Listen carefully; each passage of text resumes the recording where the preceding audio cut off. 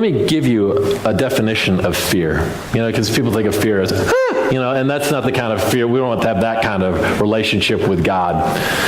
What fear means is it's to respect or to revere something. Let me put it in a way I think that you'll understand, all right?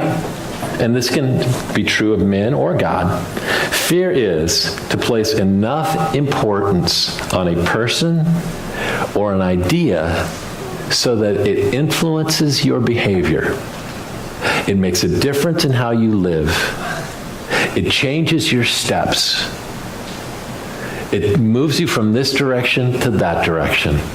And the reality is you're going to either do that with men or you're going to do it with God. Now, I know some of you are going, well, I don't fear people.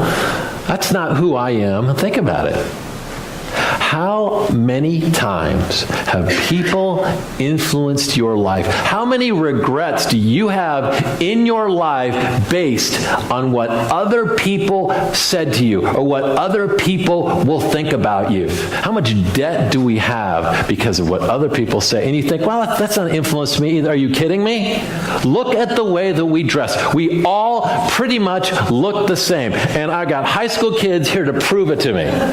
Because high school's the place, right? And now tell me if this is true, high school kids. Most everybody looks within the same basic style, but you have some kids that say, we're going to be different. We're going to go against the grain. And what do they look like? They all look the same.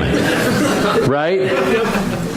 We fear that we're not good enough. We fear that we're not good looking enough. We fear that we're not going to be seen as valuable. We fear that somebody's going to call us a loser, a nerd, a religious freak, a virgin,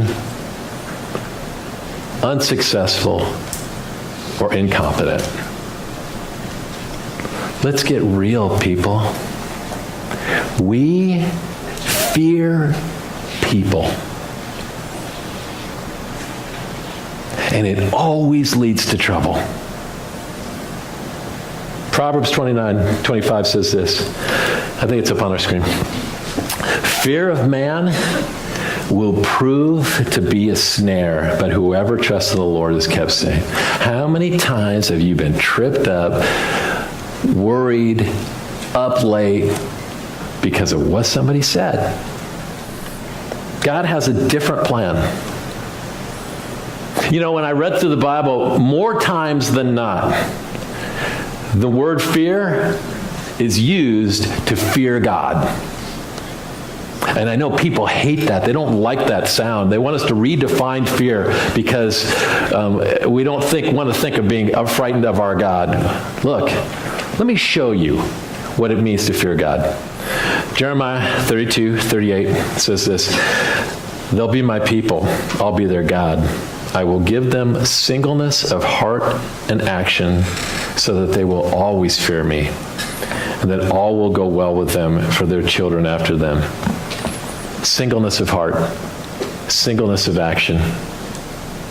Rather than you wondering what he thinks and she thinks and that person thinks and my neighbor thinks and what my teacher thinks, I now worry about one. What do you think, God? I'm going to fear you. I'm going to allow you to influence me. I'm going to allow you to decide my steps. I'm going to fear if I run from you what's going to happen to me, and fear so much that I'm going to want to follow you.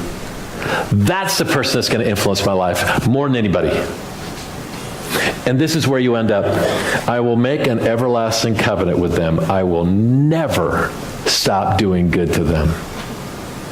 I will inspire them to fear me so that they will never turn away from me. I will rejoice in doing them good and will assuredly plant them in this land with all my heart and all my soul.